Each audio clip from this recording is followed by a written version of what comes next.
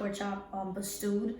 Some people do it with regular ground beef. You could, not ground beef, beef. You could do it with chicken, hen, oxtails, anything you like. So first thing I'm doing is cleaning these boneless pork chops.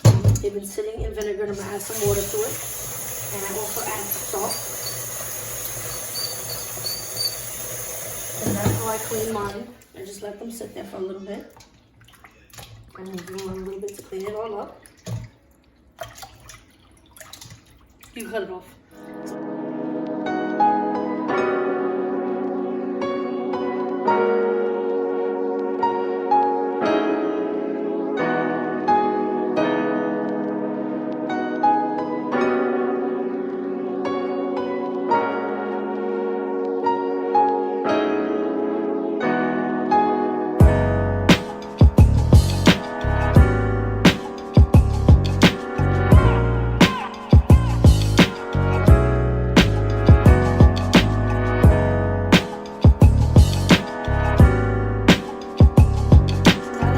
Cut up. It's not that much, it's just for me and my sister. I have my seasonings here that I'm using. So what you're gonna need is oregano. I just put a teensy bit. Cumin. Cumin and oregano to me is what really gives it that flavor. A little bit of paprika.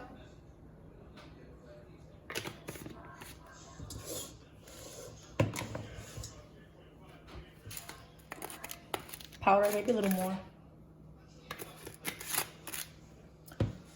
And then adobo. I use the light one because I don't like it that salty. I'm watching out. You don't want to have too much salt in your diet. And then I'm using sazon. I use the one with azafran already in it. And then I'm just using some sofrito, homemade. Okay.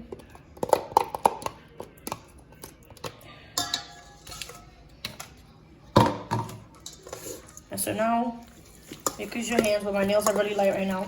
I'm gonna just mix it all up together. And I'm also going to add some pepper.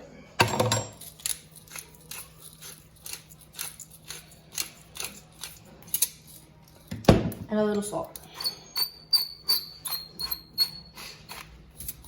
She's a squeaker, clearly.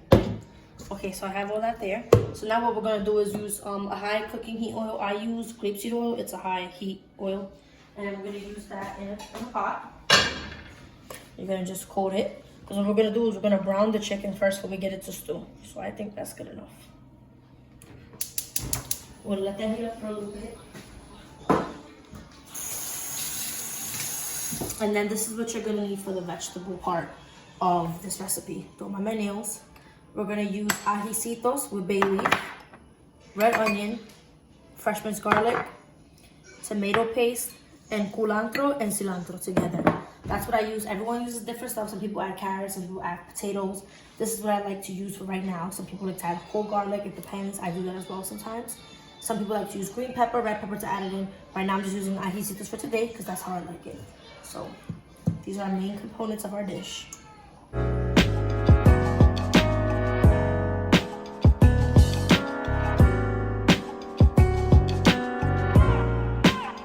Minced garlic in. First things first, I have it on high heat. And I'm gonna also add our meat, our pork chop, the chuleta.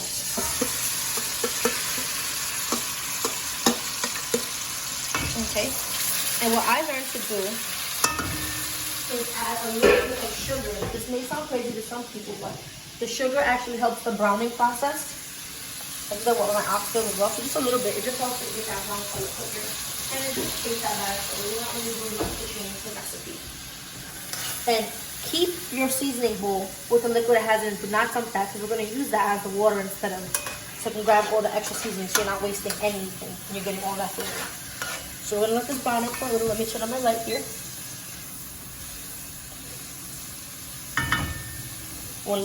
Mine's on 4, which is not a medium.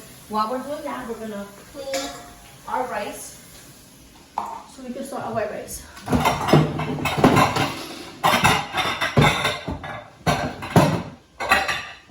Okay. So some people actually like to use a measuring cup. I have measuring cups, but I personally prefer to use just a mug of mine. And I have this cute little rolling basket. So I'm gonna use about, I'm only gonna make like 2 cups of rice. So, if you're doing 2 cups of rice, you're gonna wanna add exactly 2 cups of water as well for the boil. That's what I'm gonna do right now. I'm gonna take this little pot I have and add 2 cups of water with oil and salt. I'll show you right now how much I put. And I like to clean my rice 3 times. Some people don't even wash their rice at all. It's up to you. This is how I do it. This is my style, my estilo, the way I like to cook. So yeah, this is how I was cook. So then we're just gonna get that to boil. I have a quick boil option on my oven, thank God. And we're going to add some salt. This is clogged, I think. Yep, sure is. Because it's sea salt. Oh, I think I have a regular salt somewhere. Yes, I do.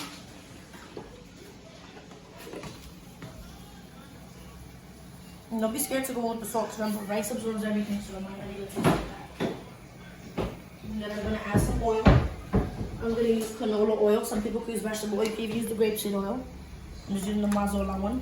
I do about that much. I don't like my rice sticking together, but then again, I don't want it mushy. And it's all up to your preference, like I said. Some people like it harder, some people don't like it like that. Some people don't put any oil at all. So now I'm just going to wash my rice 3 times.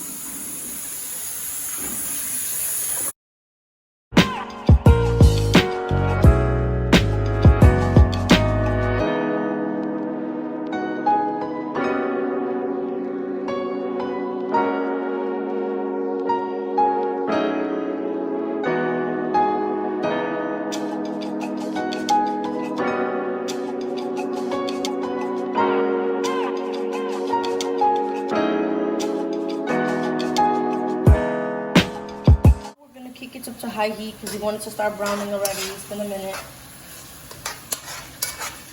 It hasn't been a minute, like 3-4 minutes. High heat. And now I'm going to add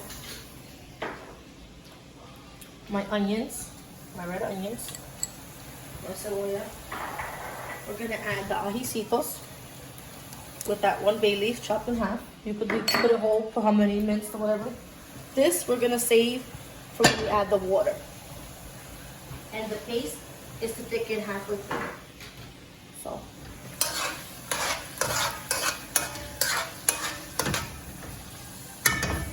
So now I'm going to take this. This is my clean rice. I'll move this away so we don't get any of the seasoning on there. We're going to put all of this. See, we're scraping all the sides of that good seasoning. I'm putting it all in. And then, follow me. Cut that. See how it's starting to sizzle? We're going to add this water, just enough to cover it over the meat. So that's good enough. I'm still going to keep this in case it dries out too quick, or you never know what happens. If you need to thin it out, you can keep that here. Okay, so now that that's going, I'm just going to stir it a little bit. And we're going to add the cilantro and culantro. I like to keep mine whole. I just like cut it with my hands. Like just break it with my hands instead of chopping it, because like it takes away some of this flavor. And I'm just gonna let that go. We're gonna put a timer for 30 minutes, and that's for the rice included. So now that I have this all set, I'm just gonna top it and put it over here. And now see the rice is boiling, we're gonna add the white rice now. So this is about 2 cups rinsed, and I take away every single grain because I don't want to waste food, especially within these times that people are losing food. And I use medium grain rice, not long grain, short grain. I use medium grain canilla. You can use whatever rice you like, but this is the one I like personally. So just get all that out. Okay. And then I'm just gonna take my rice bowl and to show you the trick to know how much if you put enough amount of water, this should stand like that. That's the trick. To show that you put equal parts water and equal parts of the rice or whatever grain product it is. I'm gonna stir this around, and we're gonna leave this on 5, which is almost medium high, and let it go for a little, and I'll show you when we're gonna cover it finally. So we're just gonna let that go for about 5 to 6 minutes. to get like this, you can start to move it around a little bit. We're still not going to turn it off yet. But you trying to move it around so it doesn't start to stick to the bottom.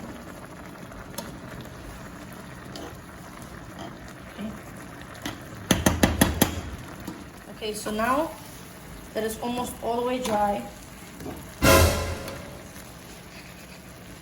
bitch. Well, now that I almost burned my whole house down, we're gonna just close this up. See, I was almost all whack, Mason. Okay, hold on. So we're gonna leave it like that, and we're gonna put the rice on too, and we're gonna cover it with towel. Now I have my sad ass oven mitt. Thank God it's from Dollar Tree. So now we're just gonna let that go for about, put your alarm for like 20 to 30 minutes just to check. And we're just gonna give this a quick mix. Look, it's coming together already. The onions are getting nice and soft. Yeah, that's gonna go for about 20 to 30, but when we check back in on the rice in 20 to 30, we're also gonna check on this just in case and add the tomato paste. So now we're gonna put in, I forgot to show you, some olives and some tomato paste. It's been like 10 minutes into the 20. Oh my God, I'm fucking weak. And we're gonna add them to, see how it's coming along? It's mad steam, but these are capers and olives with pimiento peppers. I like a lot. It depends on you, who you're feeding. If you're cooking for kids, I wouldn't recommend to put them in if they don't really like olives, because then you're gonna have to pick them all out. So I'd rather just not put it in if you're cooking for people who don't like it. And now we're just gonna stir in the tomato paste to make it thicken a little more. So I just stir until it's basically not red anymore, until it's warm, or at least semi, and then we're just gonna top it back up and let it finish cooking for the remainder of the time.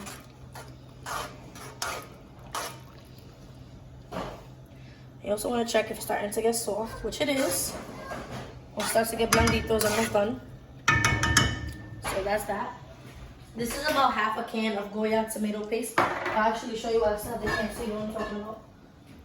It's this size, which is 6 ounces. So basically put in 3 ounces. I put half of that in, and I save the rest because you never know, you're gonna need. You could use that for your beans, for your rice, for your meat. Some people even use it as pasta sauce to make, so as a base. So that's looking like that. Now I'm just gonna top it up again. You can just peek at our rice. It's not done yet, but it's getting there. Okay guys, so my little sister is the one helping me film today. So we're just waiting for the food to finish over there so we can finish recording. But having a makeup, so now this is done. See, I got that nice color. And I got that nice consistency now. So this is all done with chuletas. And I'm just gonna check out the rice. Let me get an oven mitt and not burn it. And we're just gonna, so it's done. But I'm gonna put it on high heat to make concon, the pegao. Some people know what that is. It's the hard part of the rice in the bottom. Hispanics like. Some people don't like it. If you do, go ahead and higher your heat so you can get at the bottom. If you don't have to. You can start eating it like this. But I'm gonna go do that. And that's it. I'm gonna show you how I serve these two together.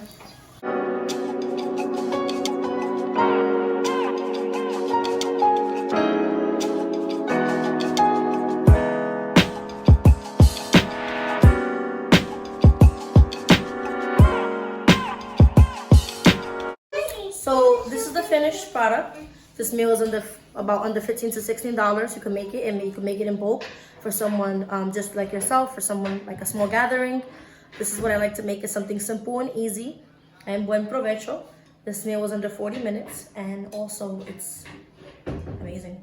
So it's not like everyone else does it. This is a recipe I got from my family and from the information I gathered from other cooks. But you can make it however you like. Leave suggestions and comment below what you think I could use that would better this dish, or if you have a certain trick. And thank you for watching. Get out of it. I'm gonna get hurt. I will stop you.